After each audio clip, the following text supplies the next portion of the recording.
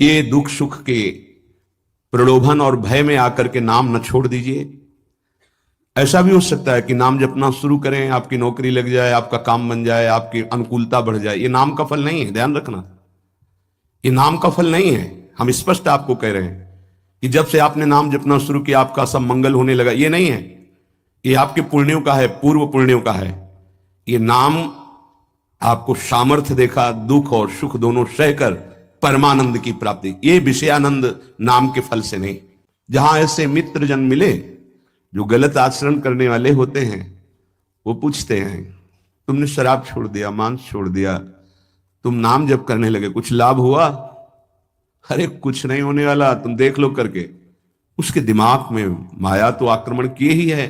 तत्काल नकारात्मक भाव आ जाता है कि नहीं नहीं, भगवत मार्ग में कुछ नहीं मिला, ठीक कह रहे हो, तो आओ हमारे संग फिर हो जाओ। फिर वो माया के मलिन आचरणों में उतर जाता है। वो संत द्रोह, भगवत द्रोह उसके हृदय में अपना स्थान बना लेता है। फिर जन्म जन्मांतर, युग युगांतर कब अवसर आएगा भगवत मार्ग में चलने का? इसलिए उपासक को बहुत सरल ढंग से समझना चाहिए कि पुरानी फसल यदि बाजरा बोई है और बाजरा की रोटी मिल रही, तो अगली फसल गेहूं बो दिया तो कल ही नहीं रोटी बना लोगे। 5-6 महीने लगेंगे किसान मेहनत करके, खेती तैयार करके, दाना बो करके, सींच करके, संभाल करके।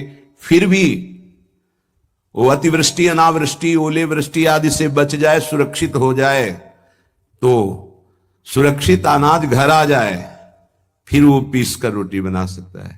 तुम अनंत जन्मों से मनमानी आचरण करते रहे, आज नाम शुरू किया है तो वो तूफान नहीं उठेगा, नष्ट करने के लिए वो अपना स्वरूप धारण करेगा नहीं।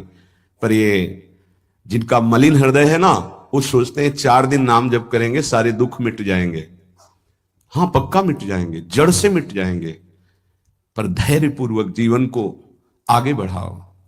भगवत विमुख होने से तुम्हारा अमंगल ही अमंगल है, भगवत सन्मुख होने पर मंगल ही मंगल है। थोड़ा धैर्य धारण करो, तुम्हारी ये फसल तैयार हो जाए, फिर देखना आनंदित हो जाओगे।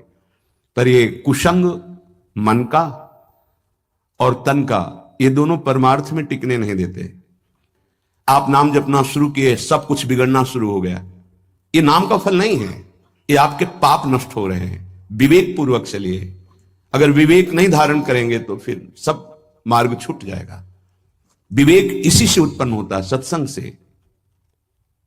जहां विवेक जागृत हुआ वो आपको टिका देगा परमार्थ में, नहीं तो बहुत बलवती भगवान की माया है। जब लोगों प्रलोभन और भुलावा एक क्षण में भुला दे सारे ज्ञान विज्ञान को और अपने में आकर्षित कर दे, उसका नाम माया।